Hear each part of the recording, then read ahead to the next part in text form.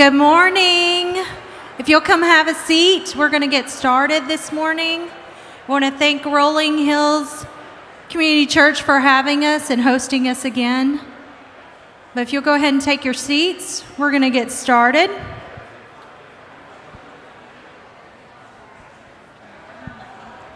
Oh, and by the way, yes, I heard this morning that it's Shauna Jackson's birthday. Woo! So make sure you wish her a happy birthday before you leave today. Well, thanks, Elizabeth, and thanks for not asking my age today.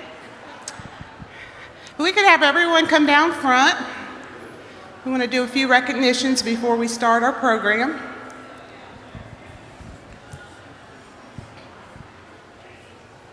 We are so glad to see all of you here today. Thank you for participating in this wonderful event. I'm Shauna Jackson, as Elizabeth mentioned, with Columbia State, and I'm also on the board of Franklin Tomorrow. First thing we want to do is thank our presenting sponsor, Pinnacle Financial Partners. If there is anyone from Pinnacle here, would you please stand so we can thank you for your continued support? And I'm sure Vicki Manning is here. I also want to thank Williamson Medical Center, who has a table today, so please stop by, Tennessee Equine Hospital, Williamson County Association of Realtors, and Patterson, Hardy, and Ballantyne Public Accountants. We could not pull this event off without their continued support.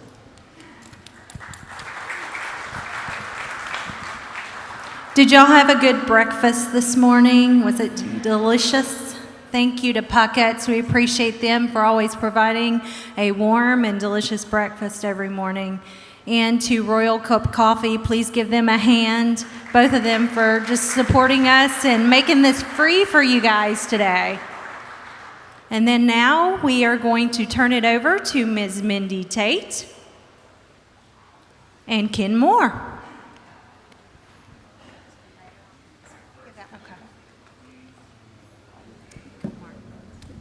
Good morning. Hey, good morning. Don't you look festive today? And I look out in the audience, and with this cooler weather, I think everybody's got a little extra spark and energy and festive looking. Well, we need a little Christmas now. Didn't you hear our I think we need a little Christmas now. And we have a special guest. Here he comes. It's Oh, really? Santa Claus. Whoa.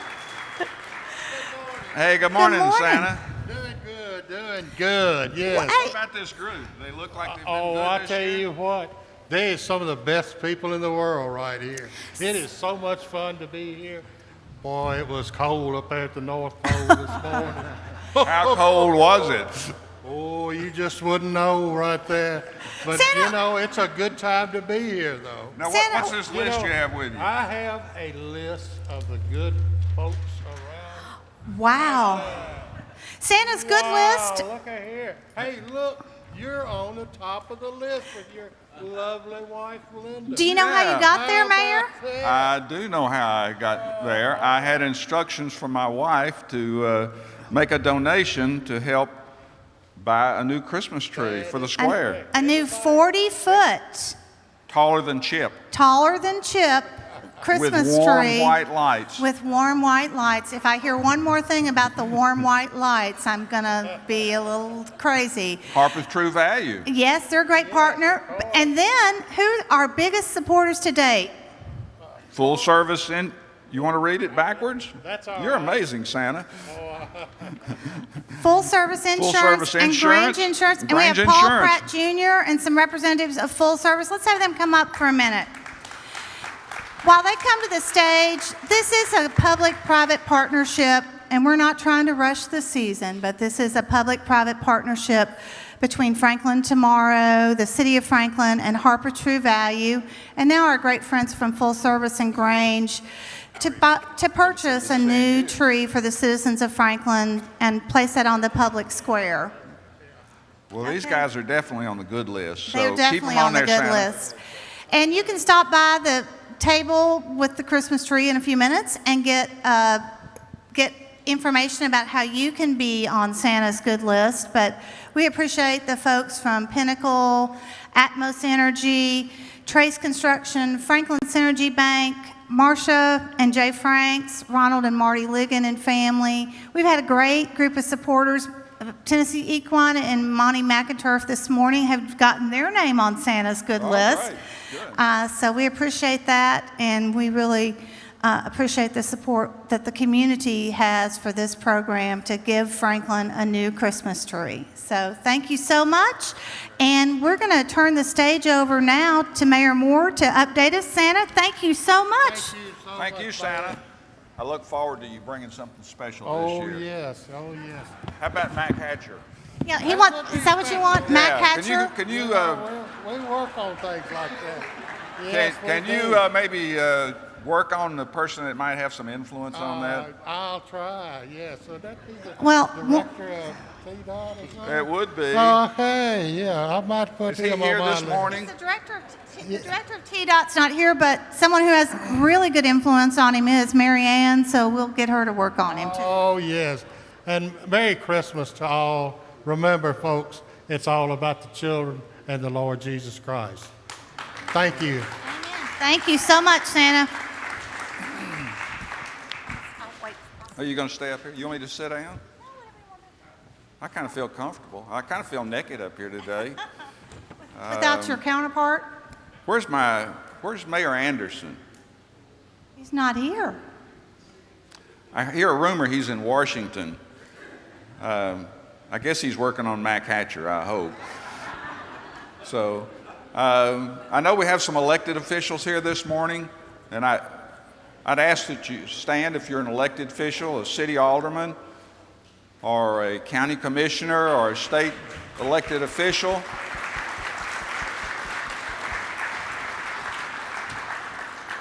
Well, I'm looking forward to the topic this morning is treat me like a customer. And I know Lewis is going to really help us understand that, but I wanted to kind of give some personal insight myself from my background. When I was an orthopedic surgeon, our National Academy did a survey of all the orthopedic surgeons in America and said, how well are you communicating with your patients? Well, they got glowing grades. Well, they turned it around and they asked their patients, how's your doctor doing communicating with you? And the results were dismal. So that's just to highlight the importance to make sure that we are treating our patients or treating our citizens or treating your customers as if they were really, really important. They always told me whenever I was practicing, said, well, if it wasn't for patients, you'd be out of business. So anyway, couple of important things. The city completely tries to be transparent in everything we do. With our meetings on YouTube, the meetings are live. We hold a lot of public meetings to make sure that we have good input from our community. But we have two special opportunities right now going on. And the first is the special census that we're conducting. This helps us plan for infrastructure, but most importantly, it helps us get additional state shared revenue from the state of Tennessee, which amounts to about $120 per person. So you can go online on the city website and fill out your special census, or you can take the card that you got in the mail and fill that out, name, and how many people are in the household, then that'll be verified later. The second thing that's going on is an opportunity for citizens to tell us how we're doing as a city. So this is a special citizen survey. I think it takes 11 minutes to complete. They mailed out about 3,000 of those, and we've already gotten back over 1,000, which is a great return rate. But you have the opportunity to go online and complete that survey and render your opinions. So again, you can go to the city website. There's a banner on the page, and you click on that and complete it. So I think that's all I have this morning.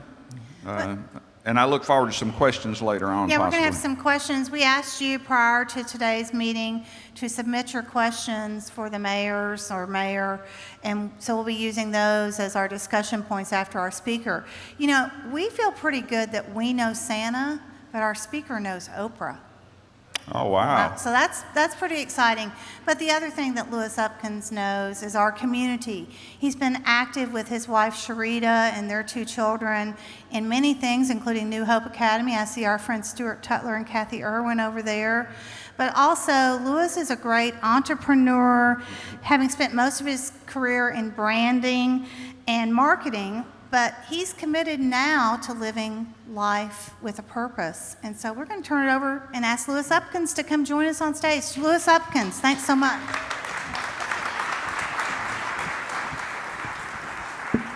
Thank you. Thank you. Stage is all yours. Thank you. Good morning. She says, I know Oprah. That's not the important person I know. I know Jesus. So let me just start us off with what's important to me and why Franklin tomorrow would matter. I spend a lot of my time traveling the country sharing about family and the significance of family. And oftentimes I'm asked, well, why do you live in Franklin? What's in Franklin?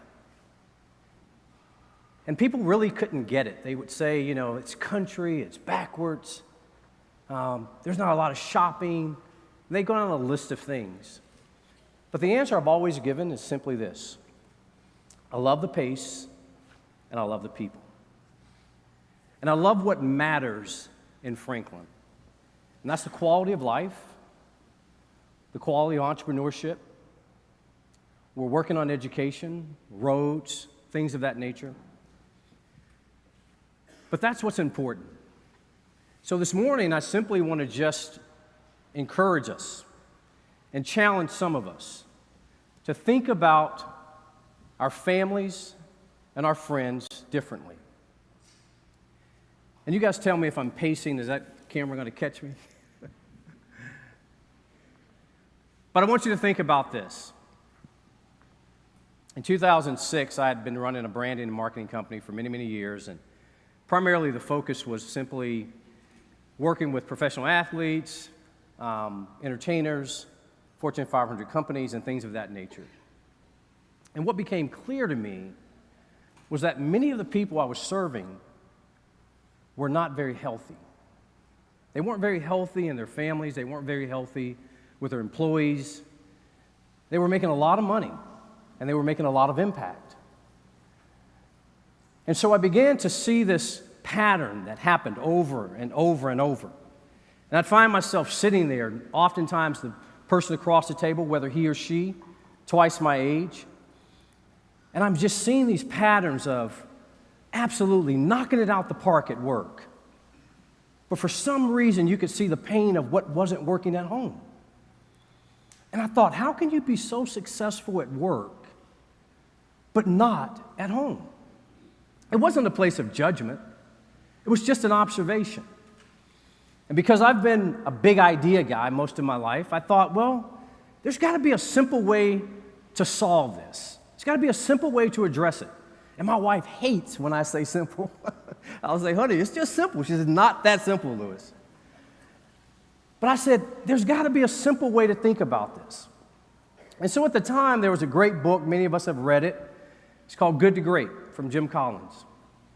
And this book really had mastered, historically documented, what companies had done that were going from good to great. And I thought, that's a very simple idea, and it's working. And then I thought, well, what is it that matters to business leaders? What is it that matters to city officials? It's the customers. It's how many customers we can gather and how many customers we can maintain. So I began to drill down on that and thought, well, if it's customers and we value customers, then what if we just valued our family like we value our customers? What if we simply took the principles of how we value our customers and applied them to our families. So what does that mean? It simply means this. It means you don't need a PhD to do this. It means you don't need to go back to grad school and get some debt to figure this out. It simply means that when we serve our customers, as Mayor Moore just referenced, we're very good, we're very intentional, we're very focused. We understand the likelihood of what it feels like to lose a customer, and we know how difficult it is to gain a customer. And so if we were to simply take the principles of serving customers and apply it to our families, I began with the first thought, simply was this. In business, when we start a new company, we think about a mission statement, right?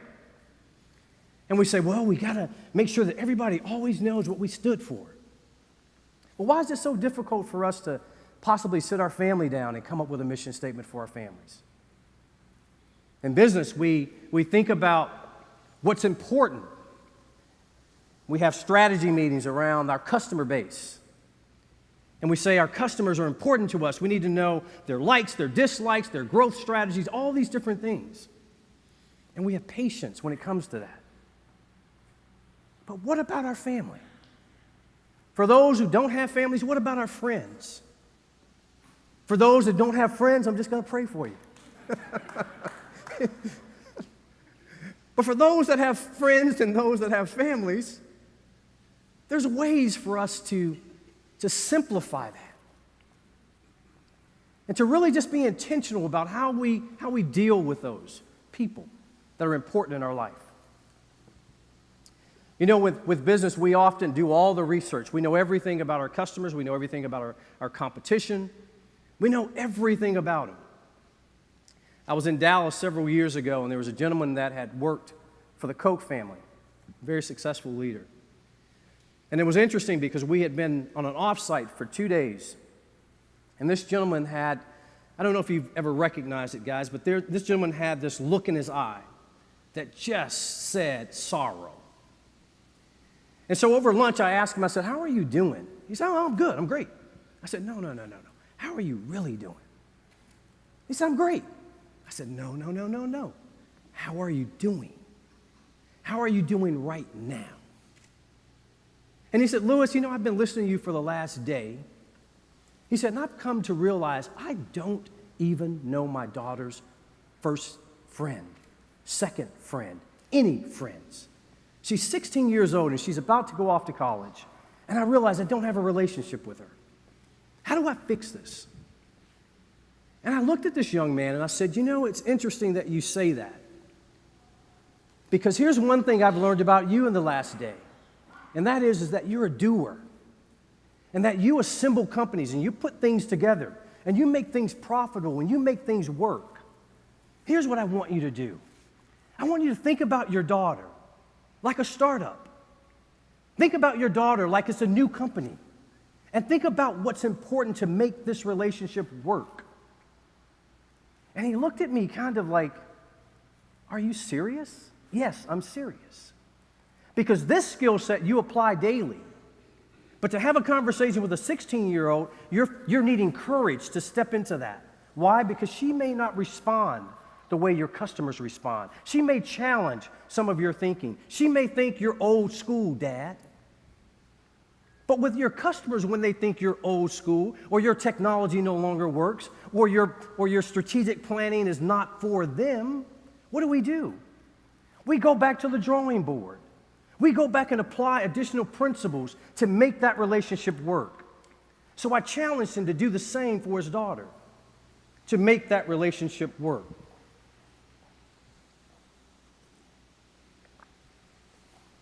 Being in Franklin, we're on the national spotlight. Everywhere I go, people are like, man, you live in Franklin? That's a different story than it was back in the 80s, because when I would say, man, I live in Franklin, they're like, seriously? Like, why? We would bring people like Whitney here, Whitney Houston, and Oprah, and a variety of people would come here to do things in the entertainment space at the time. And it was always interesting because they were so ready to leave. They were ready to go. And they would say that when they initially got here, like the first day and a half, it's like, man, there's nothing here. I said, that's the point. You actually can come and just do nothing.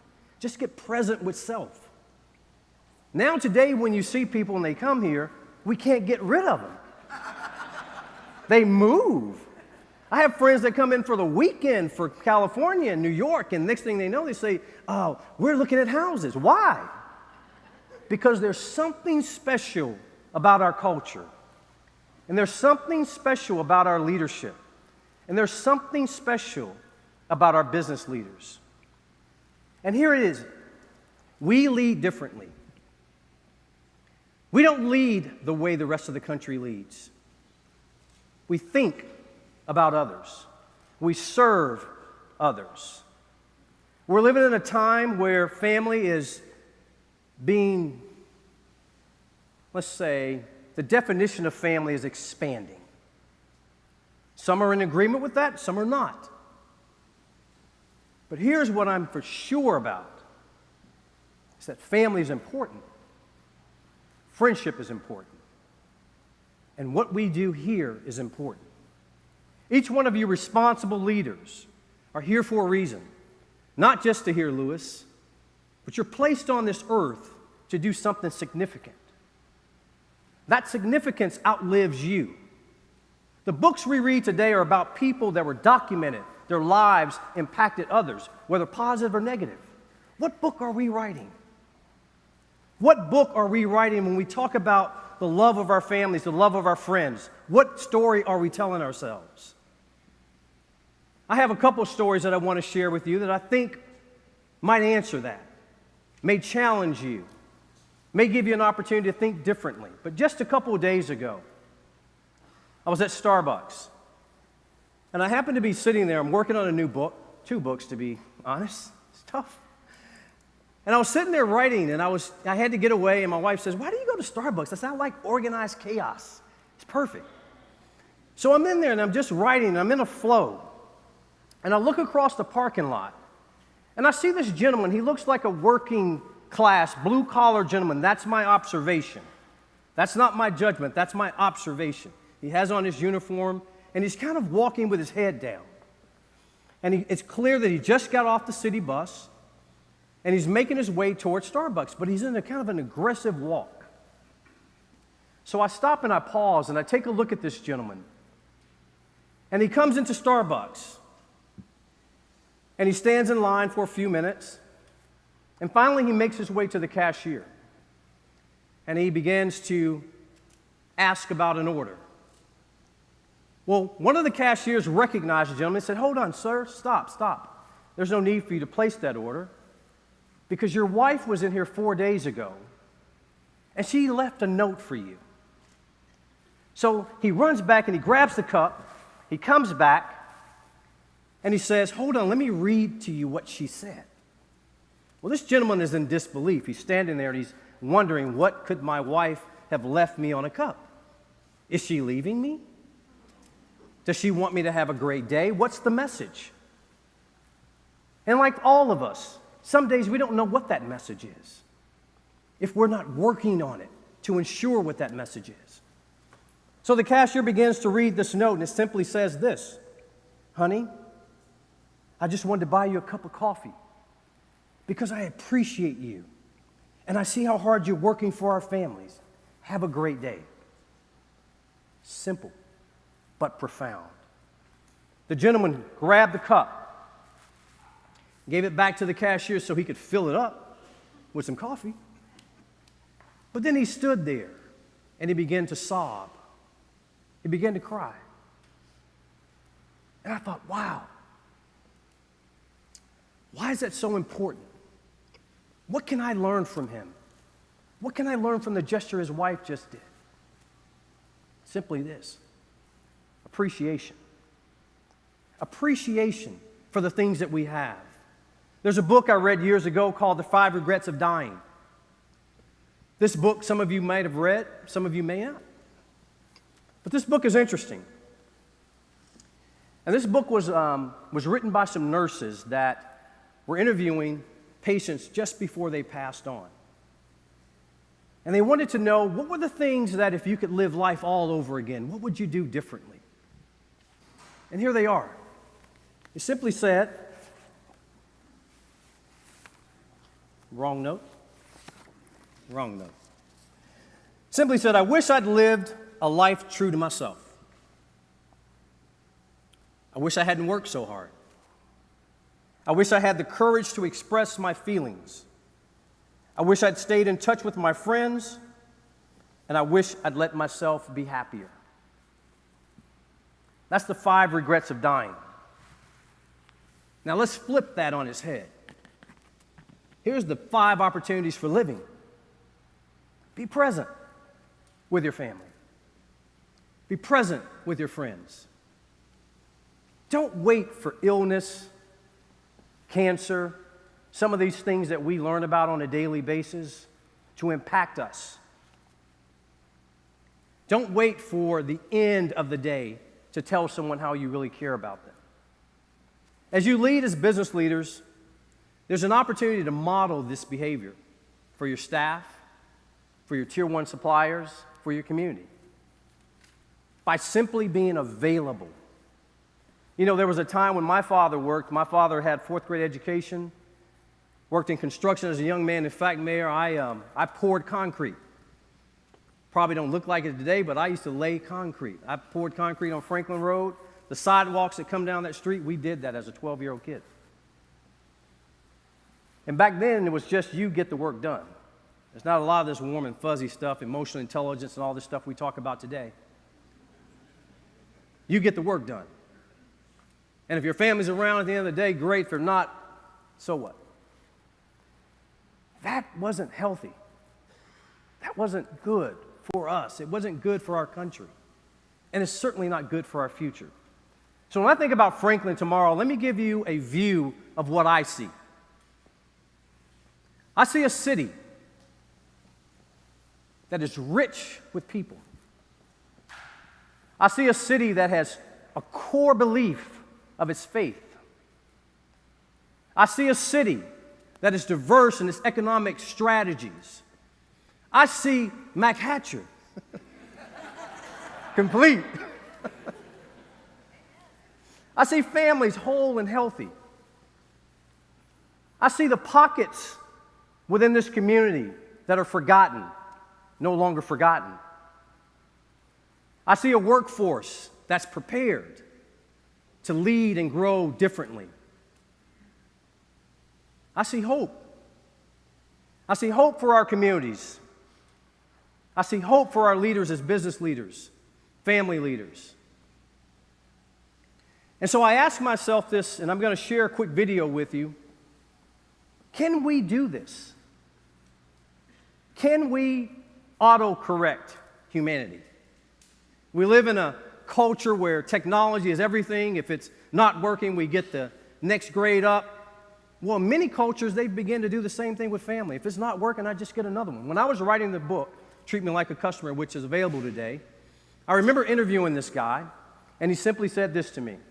He said, Lewis, every $20 million of net worth that I gain, I get a new wife. I said, wow.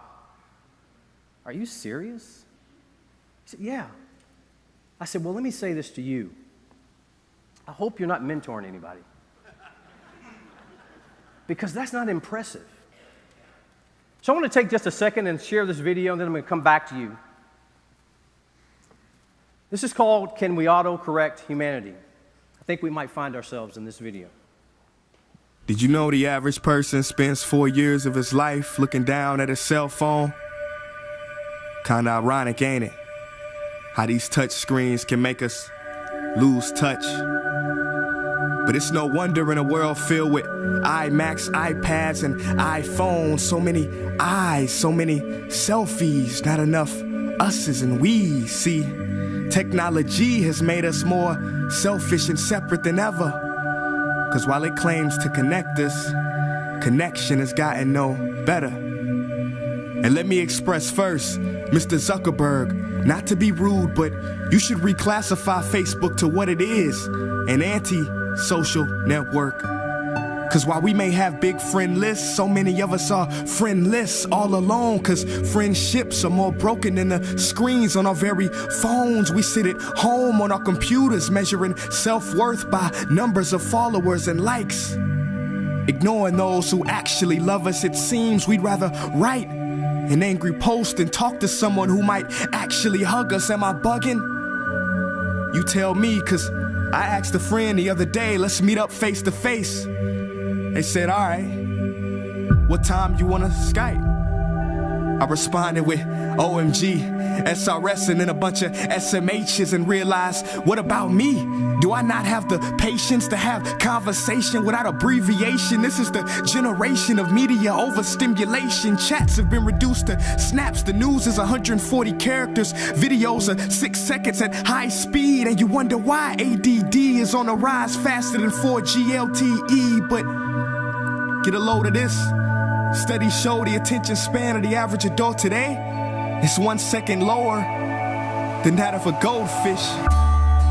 So if you're one of the few people or aquatic animals that have yet to click off or close this video, congratulations. Let me finish by saying you do have a choice, yes.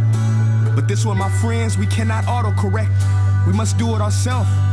Take control or be controlled, make a decision. Me? No longer do I want to spoil a precious moment by recording it with a phone. I'm just gonna keep them.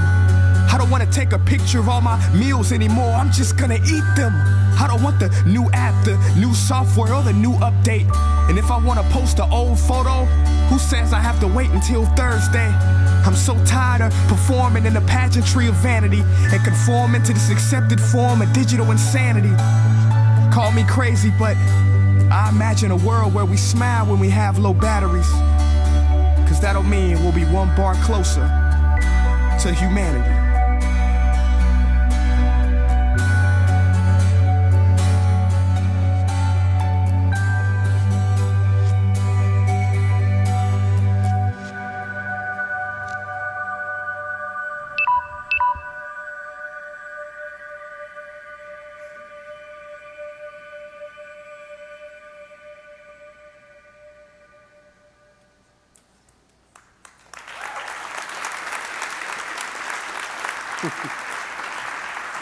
I discovered this young man a couple years ago. He's out of St. Louis, 26-year-old kid who grew up in the tough side of St. Louis and decided that he would like to fall in love with the library. As a result, he's began to publish videos like this across the globe. Any video he puts up typically has 9 to 10 million viewers and watchers. So I really appreciate the work that he's doing. My favorite part of the cell phone is the off button. Don't need the upgrade, just need the off button. But I want to leave you with this. When we look at stuff like that, it hits a core, right? Because we see ourselves. And we ask ourselves, well, that's kind of funny. Why it's funny is because we're doing it. It's funny because we see others doing it. But the opportunity is that we can change it.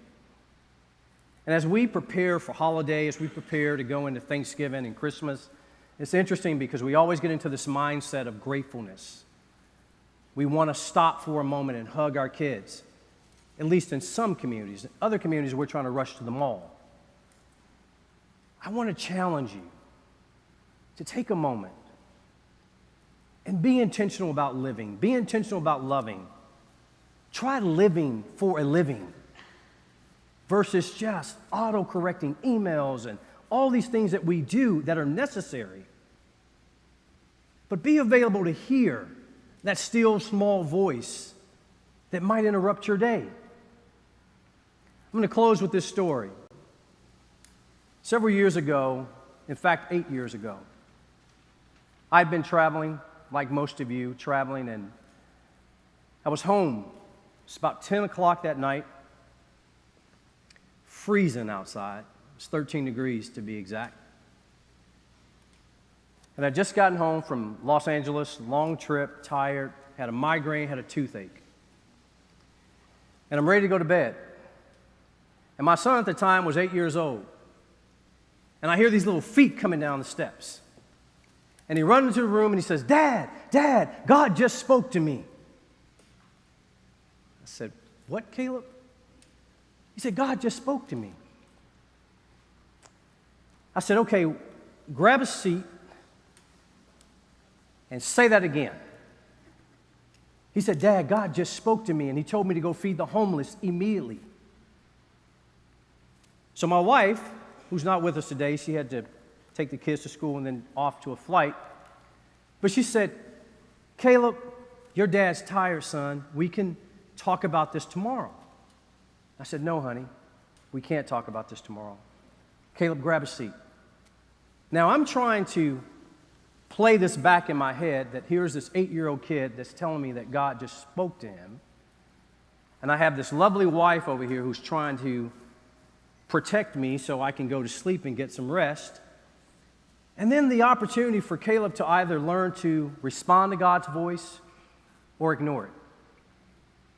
So I chose to ignore my wife's voice. Men, you know what that's like. That wasn't a good thing, right, for a second. So I said, honey, no. We got to walk this one out. So I said, Caleb, tell me exactly what God said to you. And he said, Dad, God told me to go feed the homeless immediately. He said, feel my heart. So I put my hand on his chest, and it was just pounding like he was a racehorse. And I said, okay, son. I said, get dressed. Because when God speaks to you, you move. And so my wife was like, well, honey, we can do this tomorrow. We don't even have any grocery. I mean, we can go to Panera Bread and get some stuff and da-da-da-da-da. I said, no, honey, we have to do this now. I said, Caleb, what are we going to feed them? He said, well, I can give them my lunch stuff. At the time, he was at New Hope Academy. Mr. Tutler's here. He recalls this story. He said, I can give them my lunch food. So we take everything out of the cupboard, water, chips, all these things, and we get dressed. It's now 11:30 because I'm a slow processor, so I'm processing. It's 11:30 p.m. And we live in Franklin, as I mentioned, so we drive. I can only think of one place that the homeless might be. That's downtown Nashville. So we drive downtown Nashville. As soon as we pull out of the community, I look in my rearview mirror and Caleb is sound asleep. I said, dude, you got to wake up. He's like, oh, Dad, I'll wake up when we get there. So now I'm really hearing my wife's voice because I'm like, if this dude has played me and I have to go back in the house and tell her that there were no homeless people, she's going to say, I told you. So off I go, 45 minutes, driving through Broadway, get to Broadway at the split, and I look to my left and I see 3 homeless guys on the bench. So I U-turn, get out, begin to give food. And then I realized Caleb said, no, there were 5. He said, Dad, there's 5 homeless people. They'll be sound asleep on the sidewalk. Very specific. So I said, these aren't the guys. So I continued to drive on, and I drove down all the way to Riverfront Park. And I went up 1st Avenue and 2nd Avenue and 3rd Avenue and 4th Avenue and 5th Avenue in search of the 5. And I come around the corner at the Renaissance Hotel, and there are 5 men laying on the sidewalk, asleep. And we come around that corner, I say, Caleb, there they are. And we get out of the car, and there's 4 white gentlemen, 1 black guy. The black guy sits up really quick, and he says, I've been waiting on you all night long. We get out, we give them the food, we place it next to each guy. We pray with this gentleman. I said, what's your name? He said, my name is Timothy. We prayed with Timothy. The other guys remained asleep. We got back in the car, and Caleb said, I told you, Dad, and went right back to sleep again. Now, here's the power of that story. Caleb slept as I drove and cried all the way back home. Why? Because I knew that something powerful was happening to my son, and something powerful was going to happen to this city as a result of empowering kids with a voice that they could honor and listen to. So as parents, oftentimes we push our kids away. We say, you're too young. We don't understand enough about life yet. But fast forward, Caleb's now 17. He's preparing for his college education. He's chosen Stanford University. Interesting story, guys. You never know the power of a seed. But they said to Caleb, Tell us about a time that you knew that you were different. Tell us about a defining moment. This has to be a part of his essay. So obviously, all of us, those of us who have college kids, they've all been through this process, no big deal. So Caleb has been aimlessly just working along. A couple nights ago, I said, Caleb, let me read what you put together before you send it off. He's going for early decision, November 1st. So let me read what you placed, son. Well, guess what? That story is what he shared.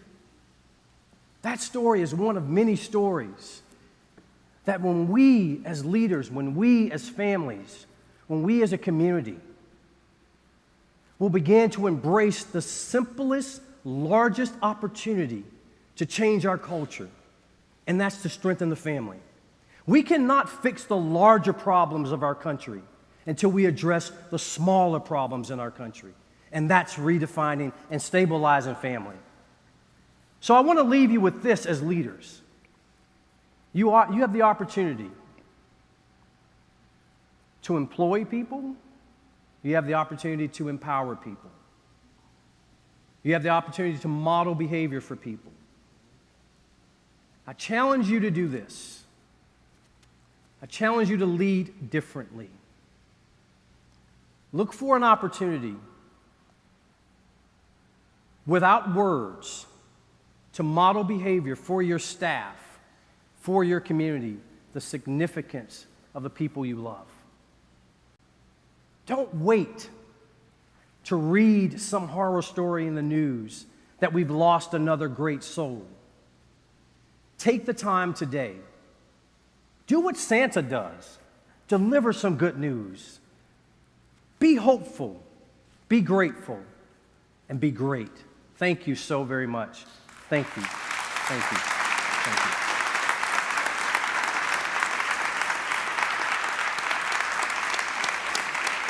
So powerful. Can we have a seat? And Mayor Turner? Thank you, sir. Mayor Moore, that was quite inspiring, wasn't it? We really needed to hear that message this morning from you, Lewis.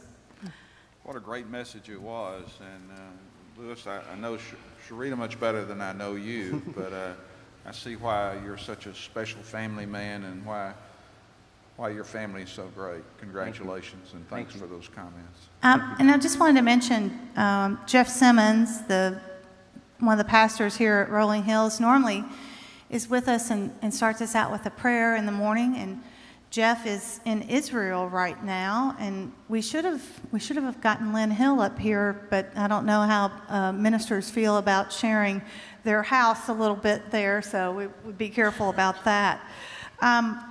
We did have some questions submitted for the mayors, but I think they're applicable to some of what Lewis talked about as well, without focusing on candidates. Election day is just 2 weeks away, and its impact on our nation has been dramatic.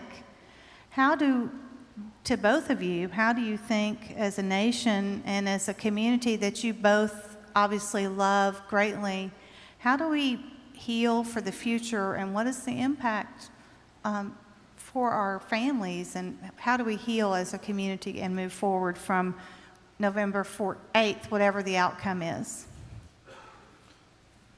You want me to take that? I think that's a good one for you, particularly since you're so focused on the family, but I do have some comments. I have some thoughts.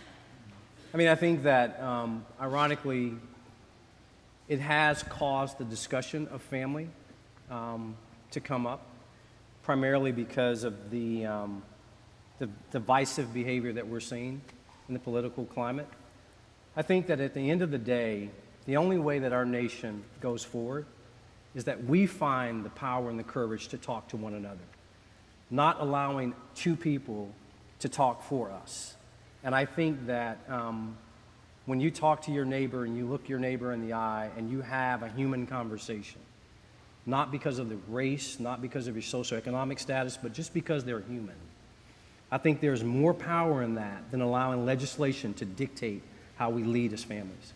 And so I encourage us as individuals of difference to take a moment.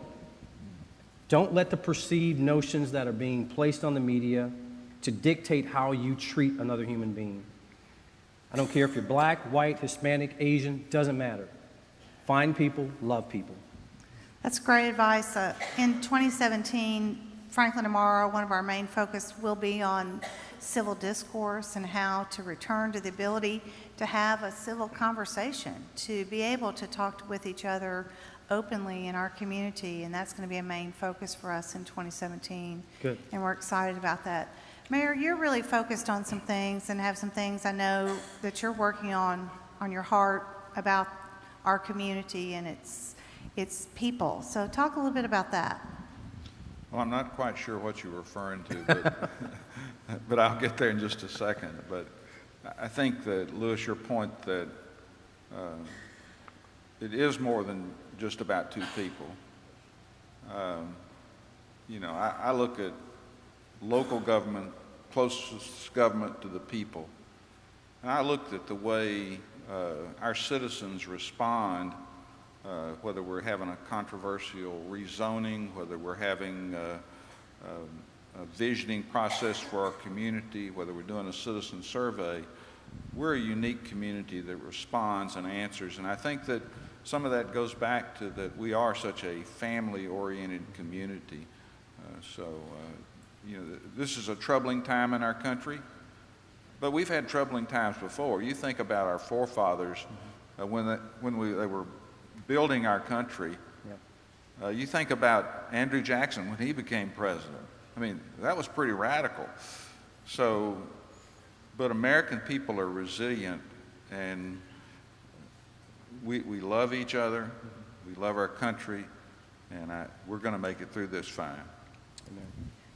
Mayor, you've been a great supporter and partner for our Get Fit Franklin Healthier Tennessee program, but you now are also working, Chief Deb Faulkner's here and others, you're concerned about not just our physical health, but our well-being and mental health of our community.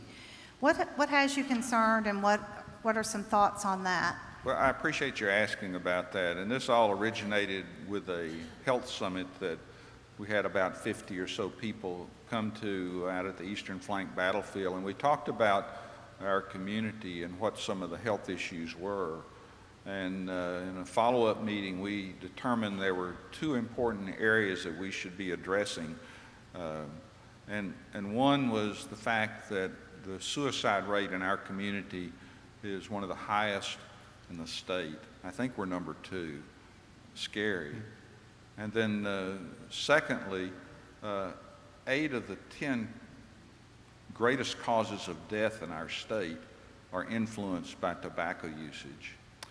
And so, inspired by Healthier Tennessee, which we are a Healthier Tennessee community declared by the governor, one of 3, and some of the projects that I've seen 2 communities, Hickman County and Montgomery-Clarksville, that approached tobacco usage in a different way. And the way they approached it was a positive message concerning, thank you for keeping the air clean. Thank you for not smoking, rather than stop smoking, you're going to die, you know, those type of things. So we're having another conference on November the 1st to invited people, many of them from the state health department, other local leaders, healthcare professionals, and so on. And we're going to be talking about some actionable items as far as what can we be doing now as far as suicide prevention, and secondly, how can we discourage the use of tobacco. So I look forward to hearing some actionable items out of that, and hopefully we'll be able to share those at a future time. One of the questions submitted prior to today was regarding, at times government agencies, even city governing agencies, can have hardships in the customer service arena. How do you, as the mayor, encourage and empower your city employees and leadership to treat citizens they serve like appreciated customers? Well, I appreciate that question. In fact, there were two parallel initiatives occurring. One was through the chamber. They hired a consultant to help the city with some of their city processes, and the other one was one that I led. I kept hearing a conversation about Franklin is the hardest place in the world to do business. Well, I've got to tell you, it hurt my feelings.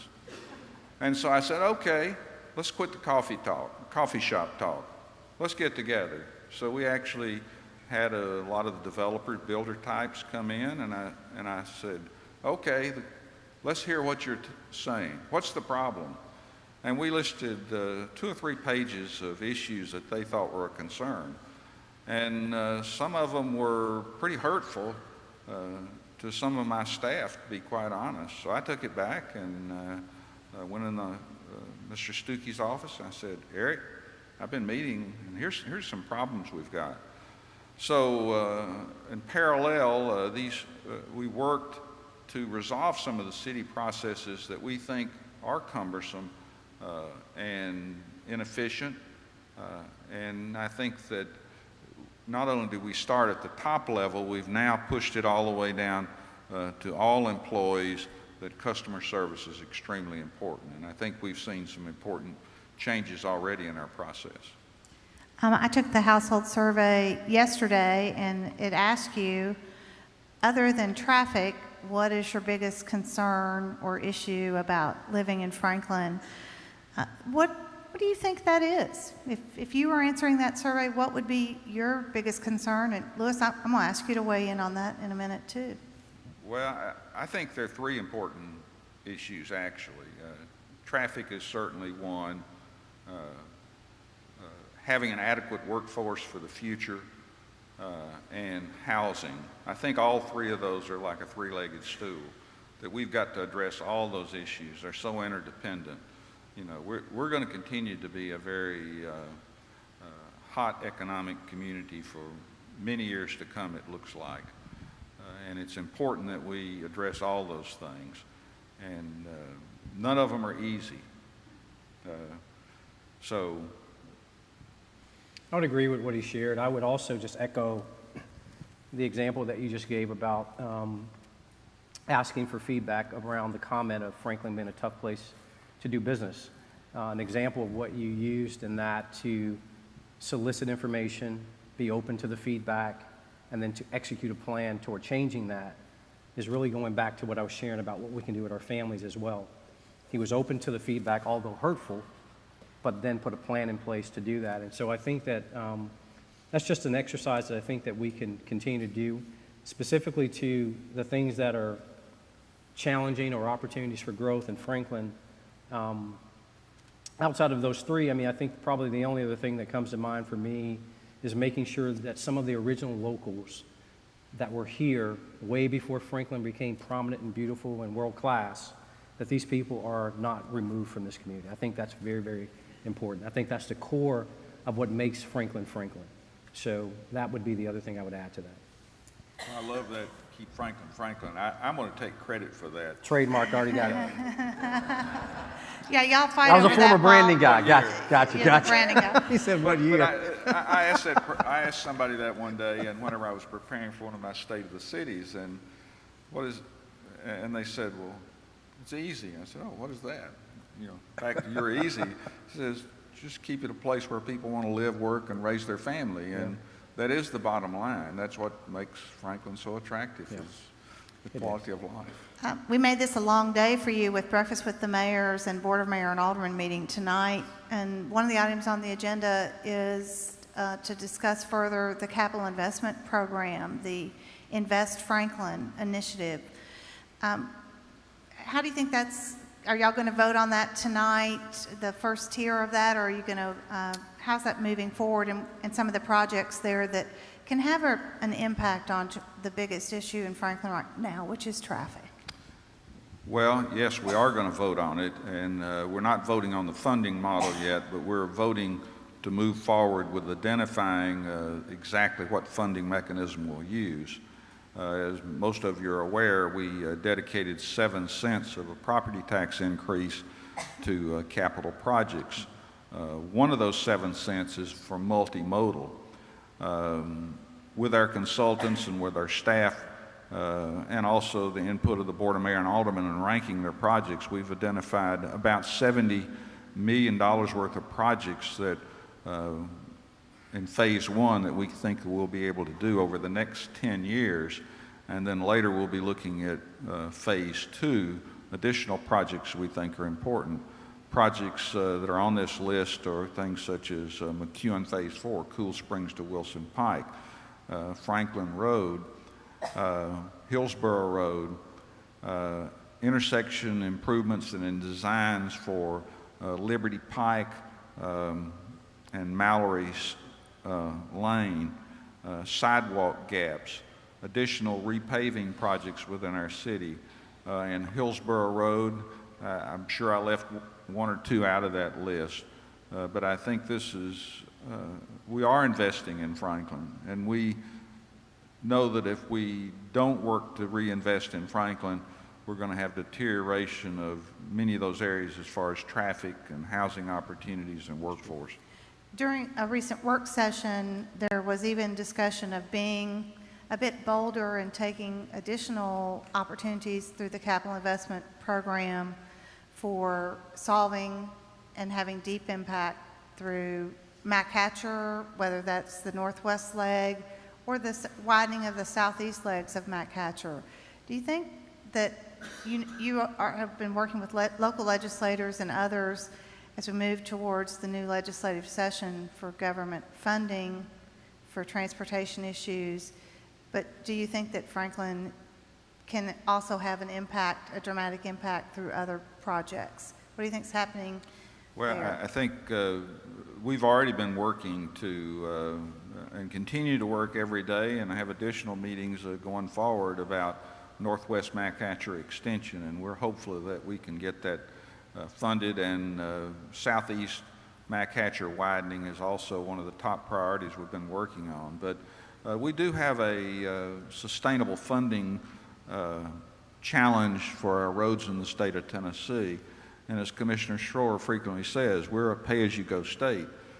We don't build a road unless we can pay for it.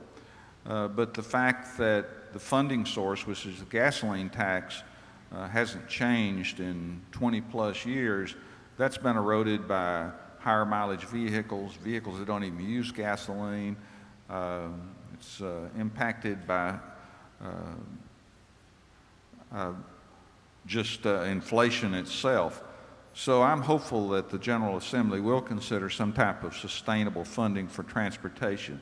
And I think if we can see that, we're going to continue to have one of the top road networks in America, which is very important not only for our state, for us locally. Great. We try very hard to start on time and end on time, and so we like to end by 8:45. So I would just like to thank both Louis Upkins and Mayor Moore for being here with us this morning. Thank them, please, for being here.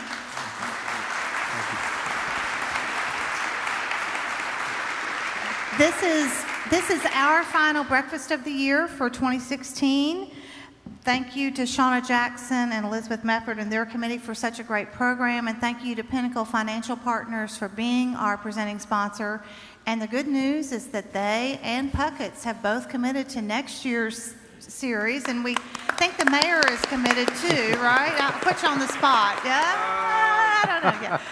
But our 2017 series will start in January 31st, and so we look forward to that. Thanks for being here. We've got other programs coming up in November and December with our Frank Talks, and if you're on our mailing list, you'll receive information about that. But thank you for being here, and please be part of our community in any way that you can. So thanks for being here. Have a great day. Thank you. Great job. Thank you, sir. Good inspiration.